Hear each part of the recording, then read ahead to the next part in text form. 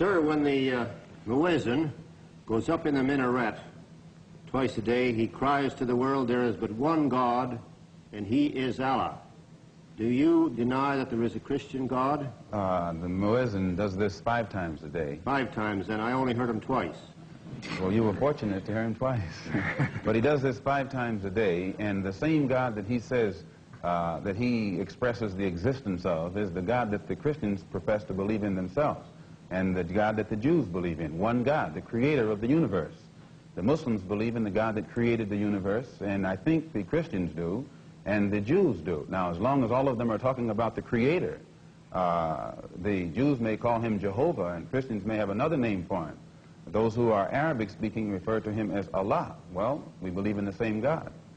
Now, as the Muslim religion advances in the United States, are you modernizing it or sticking with the old faiths? For example, the complete segregation of the sexes.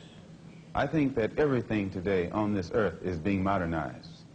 Religious principles and practices, as well as political and other things.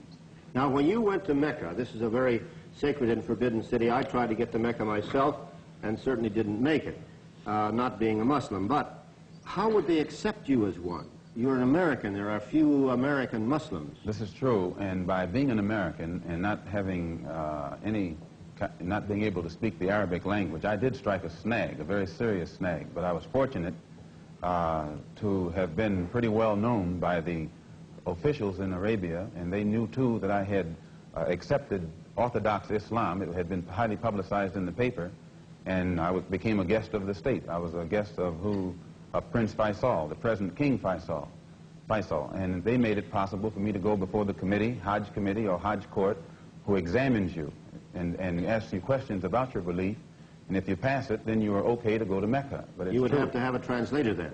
Oh, I had one. Then realizing that our problem in America, that we are black Americans, and we have a problem that goes beyond religion, we formed a group known as the Organization of Afro-American Unity.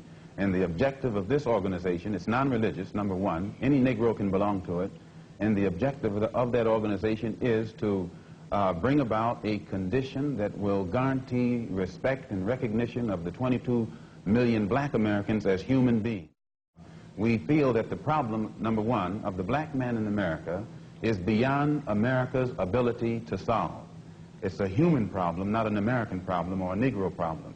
And as a human problem or a world problem, we feel that it should be taken out of the jurisdiction of the United States government and the United States courts and taken into the United Nations in the same manner that the problems of the black man in South Africa, Angola, and other parts of the world, and even the way they're trying to bring the problems of the Jews in Russia into the United Nations because of violation of human rights. We believe that our problem is one not of violation of civil rights, but a violation of human rights. Not only are we denied the right to be a citizen in the United States, we're denied the right to be a human being.